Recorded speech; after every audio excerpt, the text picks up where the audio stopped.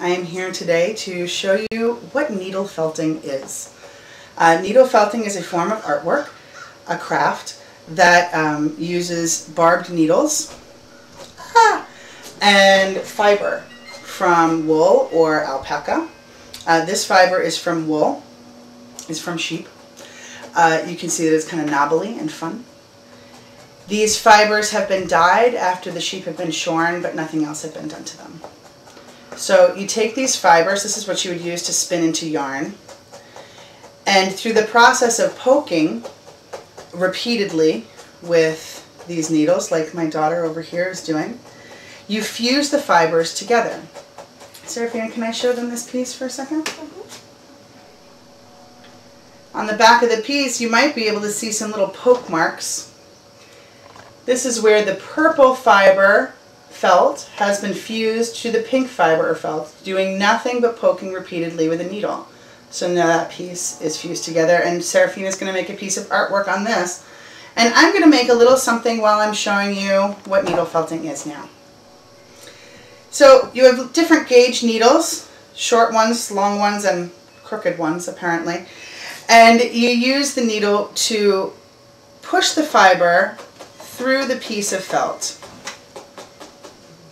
The simple act of poking the fiber with the barbed needle moves the fiber into the felt, and you'll see in the back it'll start to poke through. That's how you know you've already started.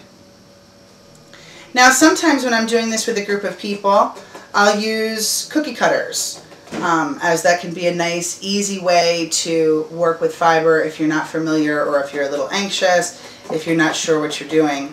And if, you know, maybe I should use the cookie cutter. The great thing about felting is you can just rip it out.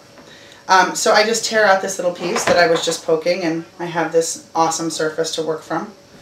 So I can start all over again. So if I was doing a workshop, I might offer folks a barrage of cookie cutters.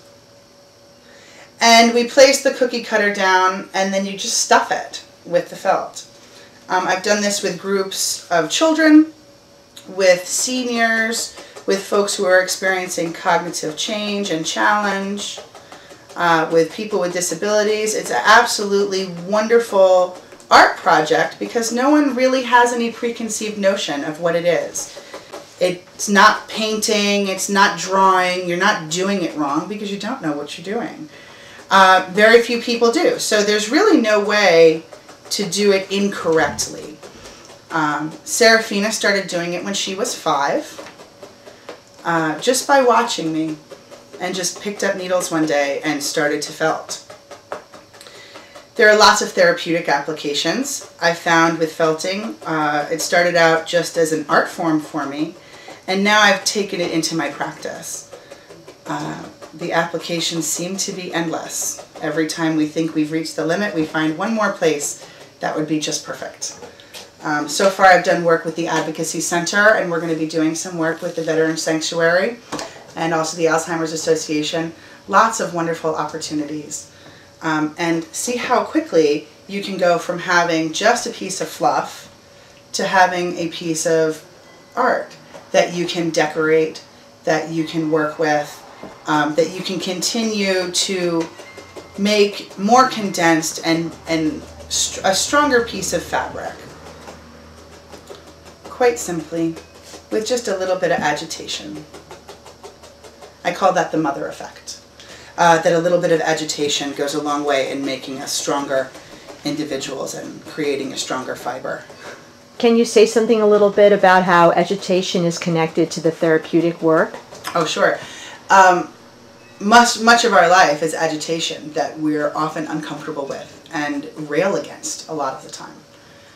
And we try to create this space of ease, you know, and ease really doesn't exist.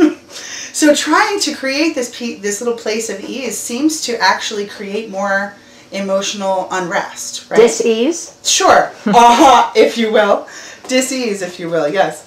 So this encourages us to see that agitation and to place value in it, and to really acknowledge that there's a reason why we are what we are. And it's hard work, and it takes an awful lot of poking and prodding and twisting and pain to get to a foundation that you can really create beauty from.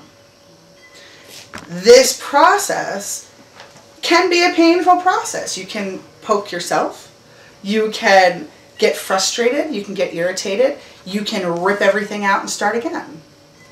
But it's a process. Sometimes you look a little warped in the process, but you can get yourself back. And you can actually get to the point where you don't need to work on some kind of backing, where you don't need the support of a piece of fiber behind you, but where you are your own fiber. You know, you are your own tapestry with which to work on.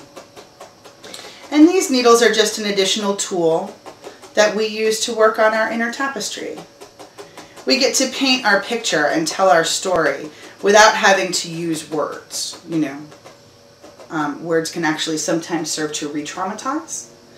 And this allows me to pinpoint, to take one specific emotion, one specific feeling, one specific moment, and either celebrate it, or memorialize it, or leave it someplace permanently so that I don't have to carry it around anymore. And eventually you start to create your own heart, your own fiber, your own being that's completely separate and standalone. And you can decorate it however you wish. It's a lot of fun, this process, this artistic process.